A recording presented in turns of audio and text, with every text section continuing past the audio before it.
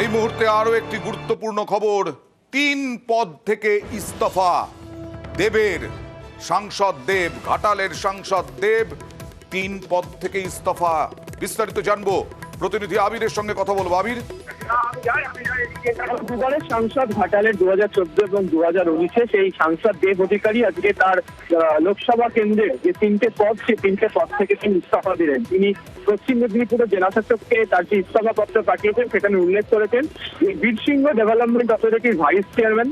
অন্যদিকে হচ্ছে যে ঘাটাল যে হাসপাতাল তার রোগী কল্যাণ সমিতির চেয়ারম্যান পদ, এবং একই সঙ্গে হচ্ছে যে ঘাটাল রবীন্দ্র শতবার্ষিকী মহাবিদ্যালয় যেটা তার কলেজ, তারও যে প্রেসিডেন্ট, এই পদ থেকে তিনি ইস্তফা দিয়েছেন। যদিও তার ইস্তফা দেওয়ার কারণ সম্পর্কে এখনো পর্যন্ত নিশ্চিতভাবে তিনি কিছু জানাননি।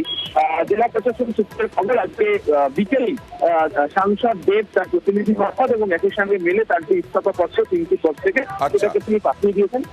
তবে তার ইস্তফা দেওয়ার কারণে ইতিমধ্যে জল্পনা শুরু হয়েছে রাজনৈতিক মহলে। একদম জল্পনা তো শুরু হবেই, কারণ এর আগে আমাদেরকেই বলেছিলেন যে তিনি আর সাংসদ পদে দাঁড়াতে চান না। যদিও মুখ্যমন্ত্রী তৃণমূল নেত্রী মমতা বন্দ্যোপাধ্যায় সাংগঠনিক বৈঠকে দেবের প্রশংসা করেছিলেন এবং পরবর্তী সময়ে দেবকে দাঁড়ানোর কথাও উঠে এসেছিল।